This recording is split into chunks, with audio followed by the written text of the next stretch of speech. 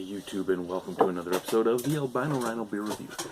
Today you have the Rhino and Frank. Frank's joining us. Hey Frank. What's going on, Frank? What's going on?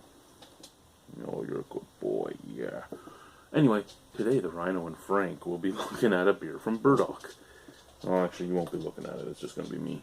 This is picked up for me by Greg, so thank you very much, Greg. This is Burdock's American wheat beer, and it's 4.2% alcohol.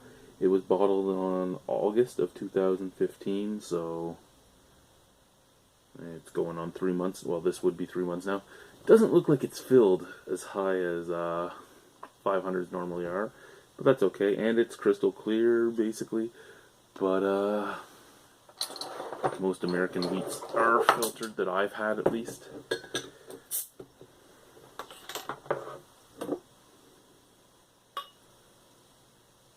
So I've had some American wheats that have basically no taste except for just kind of a weedy graininess, and I've had some that are very, very hoppy. Being that this is coming out of Toronto, I'm going to guess it's going to be a very, very hoppy one.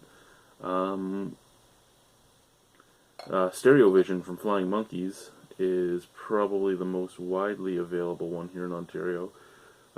Actually, the widest available one here in Ontario would have been Molson Canadian Wheat when it was available, but I think of the craft American style wheat beers, Stereo Vision is the most well known and probably the one I like the least. And I like Flying Monkeys beers, just not that one. A little bit of haze to it. It's not as crystal clear as I thought it was going to be. Lots of carbonation moving in there. Big bright white head. A little snap crackle pop, so it won't stay around forever. Galaxy? Is that Galaxy hopped in there? I think it's Galaxy. I'm getting some blood orange. Like a touch of pineapple. Blood orange, pineapple, and mango giving off that kind of like body odor smell.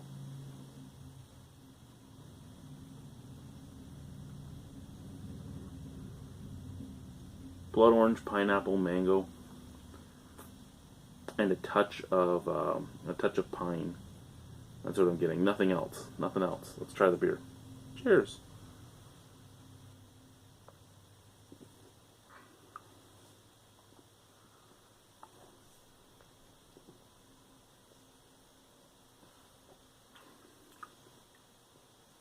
Okay.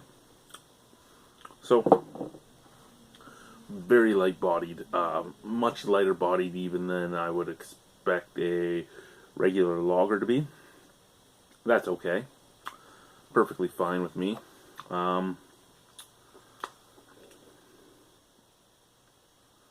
What else can I say about that?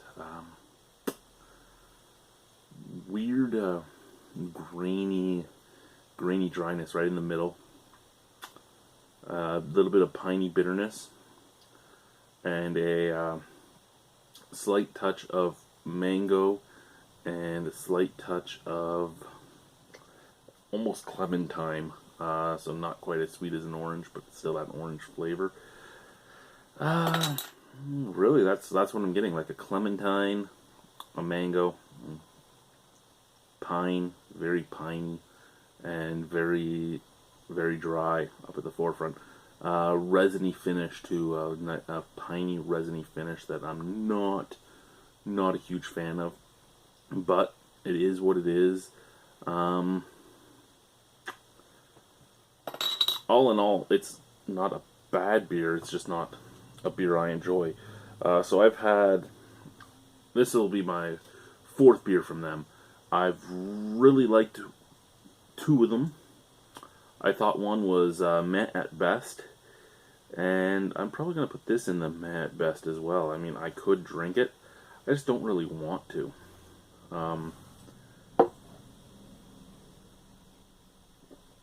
Like, there's no brewing faults in it. It hasn't turned. It doesn't have any real problems. It's just not a beer I care for, really.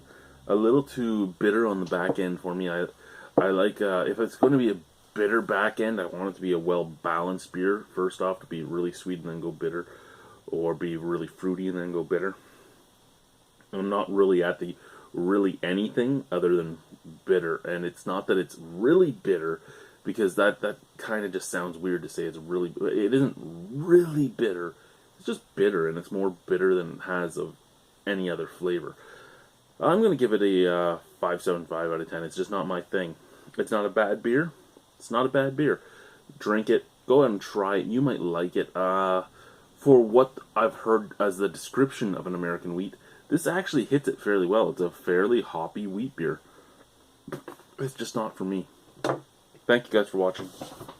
Bye.